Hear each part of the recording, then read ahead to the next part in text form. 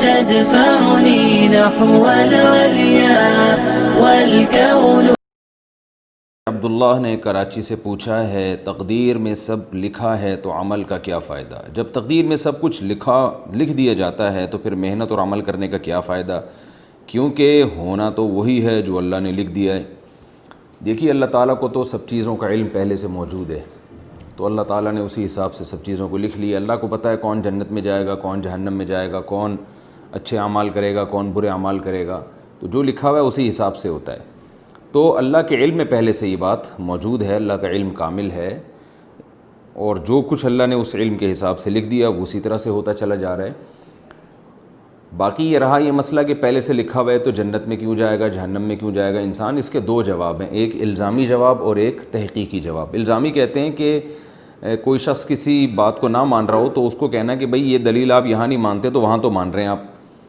تو بات یہ ہے کہ کھانا پینا بھی تو تقدیر میں لکھا ہوا ہے، پیسے کمانا بھی تو تقدیر میں لکھا ہوا ہے، تو پھر کوشش کیوں کرتے ہیں، کھانا پینے کی دسترخوان کیوں لگاتے ہیں؟ تقدیر میں ہوگا تو نوالا اٹھ کے منہ میں خود بخود چلا جائے گا، وہاں کیوں نہیں سوچتے؟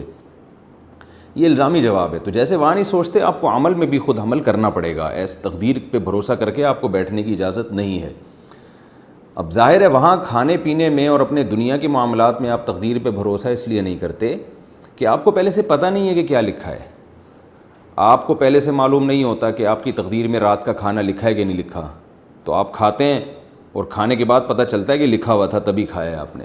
تو یہ آزمائش ہے کہ ہمیں پہلے سے تقدیر کا علم نہیں ہے۔ اگر کسی کو پہلے سے تقدیر کا علم ہو اور اسے معلوم ہے کہ تقدیر میں زنا لکھا ہوا ہے اور وہ زنا کر لے، اور اللہ قیامت میں اس سے پوچھے کہ تم نے زنا کیوں کیا، وہ کہے گا کہ اللہ میری تقدیر میں تو پہلے سے لکھا ہوا تھا، میں نے تو دیکھ لیا تھا، مجھے تو پتہ چل گیا تھا، تو شاید اللہ اسے معاف کر دے کہ بھائی جب لکھا ہوا تھا تو نے تو کرنا ہی تھا۔ لیکن مسئلہ یہ ہے کہ اگر کوئی شخص زنا کرتا ہے، قیامت میں اللہ اسے سزا دے گا اور وہ یہ کہے کہ اللہ تقدیر میں تو زنا پہلے سے لکھا ہوا تھا تو مجھے سزا کیوں مل رہی ہے، تو اللہ کہیں گے تجھے کس نے بتایا تھا کہ زنا لکھا ہوا ہے؟ تو یہی آزمائش ہے، ہمیں پہلے سے پتہ نہیں ہے کہ کیا لکھا ہوا ہے، ہمیں تو کام کرنے کے بعد پتہ چلتا ہے، یہی آزمائش ہے۔ تبھی قرآن مجید میں اللہ تعالیٰ کا ارشاد ہے کہ جب نافرمان لوگ کہیں گے کہ اللہ تو نے تو پہلے سے یہ سب چیزیں تو پہلے سے طے شدہ تھیں کہ ہم نے کیا کرنا ہے، تو اللہ تعالیٰ فرمائیں گے قُلْ هَلْ عِنْدَكُم مِّنْ عِلْمٍ فَتُخْرِجُوهُ لَنَا، کیا تمہیں پہلے سے اس بات کا علم تھا؟ اگر تھا تو وہ لے کر آؤ ہمارے سامنے۔ تو تقدیر پہ لکھے ہوئے ہونے کے باوجود جو آزمائش ہے وہ آزمائش ہی رہتی ہے، اس لیے کہ ہمیں پہلے سے معلوم نہیں ہے۔ اس کی علماء نے بڑی بہترین مثال دی ہے کہ ایک ٹیچر اپنے اسٹوڈنٹس کو پڑھاتا ہے، اپنے شاگردوں کو پڑھاتا ہے، اور اسے پتہ ہوتا ہے کہ میرا کون سا شاگرد ہونہار ہے، کون سا محنتی ہے اور کون سا نالائق ہے۔ جو پورے سال محنت نہیں کر رہا اور امتحان میں چونکہ نقل بھی نہیں ہوگی تو اس کو پہلے سے پتہ ہوتا ہے کہ یہ 0 نمبر لے گا، تو استاذ کیا کرتا ہے کہ جو امتحانی پیپر ہے اس میں جو رزلٹ ہے نا اس میں پہلے سے 0 لکھ دیتا ہے، کیونکہ اس کو پہلے سے پتہ ہے کہ اس نے کرنا کرانا کچھ نہیں ہے، میں اسے پہلے سے جانتا ہوں، کرے گا کچھ بھی نہیں ہے، تو پہلے سے 0 لکھ دیتا ہے۔ اور جس کے بارے میں استاذ کو معلوم ہے کہ یہ 100 نمبر لازمی لے گا، یہ ہونہار طالب علم ہے، مجھے اس کا پتہ ہے کہ یہ کبھی بھی یعنی ایسا نہیں کرتا کہ محنت نہ کرے اور اس کا دماغ بھی اچھا ہے، تو استاذ نے پہلے سے رزلٹ میں 100 نمبر ڈال دیے۔ لیکن استاذ اپنے اس رزلٹ کی بیس پہ جو استاذ نے نمبر لگائے رزلٹ اناؤنس نہیں کرتا بلکہ امتحان لیتا ہے تاکہ کل کو حجت تمام ہو جائے۔ جب امتحان لیتا ہے تو نالائق طالب علم جو ہے اس کے وہ کوئی کویشچن ہی حل نہیں کرتا، اس کے یعنی جب اس کے پیپر ایگزامینر یعنی جب پیپر جو ہے وہ ٹیچر جو پیپر چیک کرنے والا ہے اس کے سامنے آتا ہے تو وہ دیکھتا ہے کہ اس نے تو کچھ بھی نہیں کیا، صرف صفائی کے نمبر اگر اس کو دیے جائیں تو دیے جائیں، کیونکہ خالی پیپر چھوڑ کر آیا ہے، ایک ڈاٹ کا نشان بھی نہیں ہے اس میں، تو وہ 0 لگا دیتا ہے۔ اور جس ہونہار طالب علم نے پیپر بھرپور طریقے سے حل کیا وہ 100 لگا دیتا ہے۔ تو جس ٹیچر نے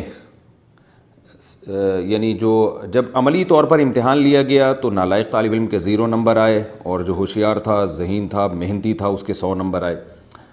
اب طالب علم کو کہیں سے پتہ چل گیا کہ میرے ٹیچر نے تو پہلے ہی سے 0 لگایا ہوا تھا،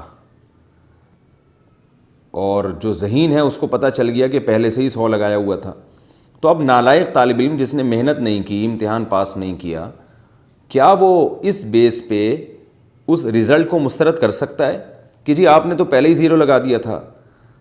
اگر وہ کیس کرے اور کہے کہ ٹیچر سے کہ آپ نے تو رزلٹ کے پیپر میں پہلے ہی 0 لگا دیا تھا،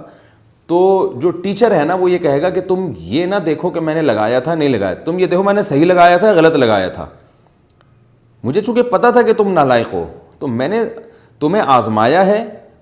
اور تم اس امتحان میں ناکام ہوئے ہو، تو مجھے پہلے سے علم تھا کہ ناکام ہوئے ہو، لہٰذا میں نے پہلے ہی لگا دیا تھا کیونکہ میرا علم کامل ہے۔ تو انسان سے تو پھر بھی غلطی ہو سکتی ہے، وہ جس طالب علم کو 0 نمبر دینے چاہیے اس کو 50 دے سکتا ہے، 20 نمبر دے سکتا ہے، لیکن اللہ سے غلطی نہیں ہوتی۔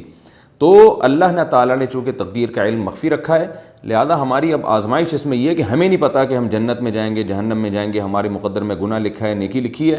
ہمیں عمل کرنا ہے۔ حدیث میں آتا ہے اعملوا فکل میسر لما خلق لہ، جس نے جہاں جانا ہے وہ ویسے اعمال کرتا ہے۔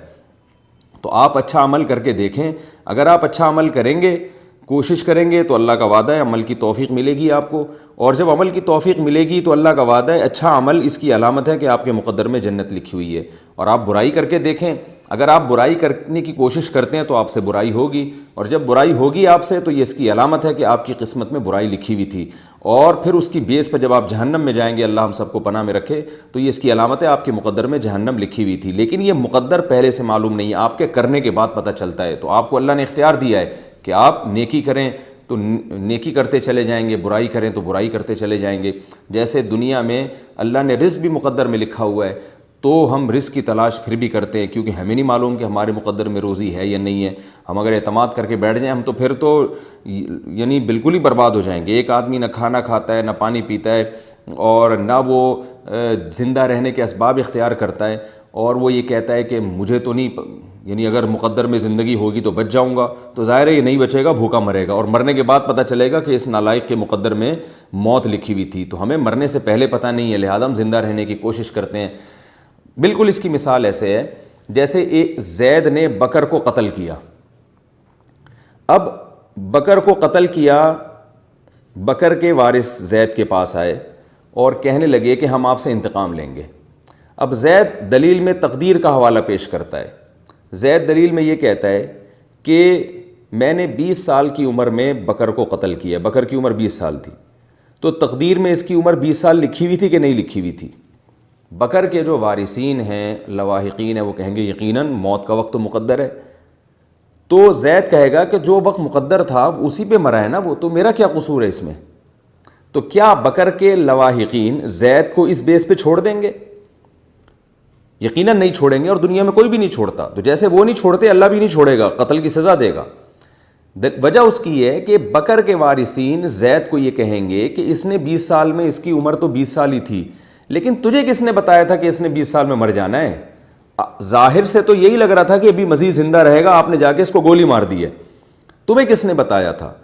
تو تم نے تو اپنے حساب سے اس کو وقت سے پہلے مارا ہے، وہ تو اللہ کے علم میں یہ بات تھی نا، تمہارے علم میں تھوڑی تھی۔ پھر بھی اگر زید کی سمجھ میں نہ آئے نا، یہ دلیل سمجھ میں نہ آئے، تو میں پھر بکر کے وارثوں کو یعنی مشورہ دوں گا کہ آپ بندوق اٹھا کے زید کو گولی مار دیں، اور جب گولی مارنے لگیں اور زید چیخے چلائے تو پھر زید کو آپ بھی یہ کہیں کہ تمہاری بھی عمر اتنی لکھی ہوئی تھی، لہذا اگر تم نے بکر کو مار دیا یہ جرم نہیں ہے، تو ہمارا تمہیں مارنا بھی جرم نہیں ہے۔ تو اس سے پتہ چلتا ہے کہ بھائی جو چیز لکھی ہوئی ہے وہ تو لکھی ہوئی، انڈرسٹوڈ ہے، وہ اللہ کے علم ہے، ہمیں معلوم نہیں کیا لکھا ہوا ہے، تو ہم اس ظاہر ہی کے مکلف ہیں۔ ہم سے جو ہم کر رہے ہیں اپنے اختیار سے، ہم سے اس کے بارے میں سوال کیا جائے گا، اور اسی بیس پہ جنت اور جہنم اللہ نے رکھی ہے۔ تو تقدیر کا عقیدہ اپنی جگہ بالکل درست ہے، لیکن اس بیس پر ہم عمل کو چھوڑ نہیں سکتے، اور ہمیں جو جنت ملے گی تو اچھے اعمال، وہ اعمال جو ہم نے اپنے اختیار سے کیے ہیں، اور جہنم میں اگر کوئی جائے گا تو وہ اپنے ان اعمال کی وجہ سے جو اس نے اپنے اختیار سے کیے ہیں۔ اللہ تعالیٰ سے دعا ہے کہ اللہ تعالیٰ ہمیں نیک اعمال کی توفیق دے تاکہ